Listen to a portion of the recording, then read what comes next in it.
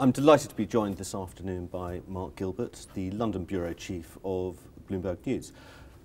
Mark, everybody understands that Bloomberg is a media organisation at the heart of the global financial markets.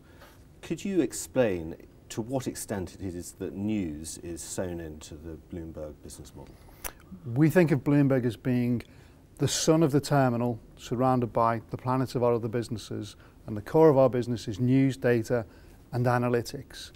In news, we put out about 35,000 discrete news items every single day just from Bloomberg, including everything from investigative journalism to data-generated headlines to automated stories to this just in, all kinds of enterprise.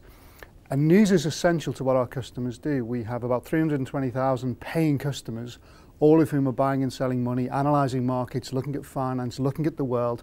And our job is to change their view of the world, to influence people, to move the needle, to make sure that our news is at the core of what they need to do their business and to be the most influential name in news around the world in every market that we're in.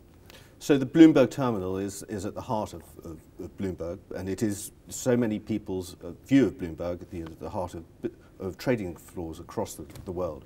But Bloomberg is so much more than that as a media. As you operate on so many other platforms. You've got TV, you're online, there's an increasing array of print publications. Could you explain how all those platforms sit together? Well, we want to deliver news in any way that anyone wants to consume it. So print is one very important way. Business Week, Bloomberg Markets, Bloomberg Pursuits, all of these have different readerships. We serve different needs from them. There's the television service, which is the most watched financial TV service in Europe. We have a newsletter service. We've just introduced something called the London Brief, which goes out free at 5 p.m. every day. Again, it's a digital creation that people read on their mobile devices. So we want to deliver news any way that people want to consume it. And the way people consume news is changing. So for instance, if you'd have talked to me 2 years ago about Twitter and social media, we weren't really there. Now we have a multitude of Twitter accounts, all of which are designed to drag eyeballs to our .com site, which is very important to us, all of which are designed to deliver news and to draw people to us as the central news gathering operation where we want them to go anytime they want to know what's going on in the world, anytime they want to know what's going on in business and finance. We want to be their source of that information.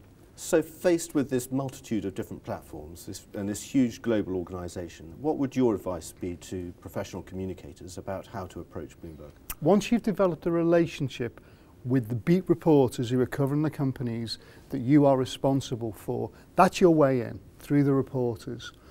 Once you've told us about a story, and let's not forget, news is always a surprise. We want to hear about surprises. We don't really want to hear about marketing. If you've got a story to pitch to us, your beat reporters are your best avenue in to all of those different platforms, because we want to feed the terminal first and foremost. Those are the paying customers.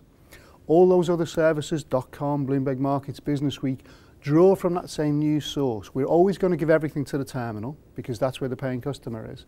That then feeds out into the other platforms. And so for the PR people, once they're in there with the beat reporters pitching a story and the reporter's interested, we can do the rest about transferring it to those other platforms wherever appropriate. Mark, thank you very much.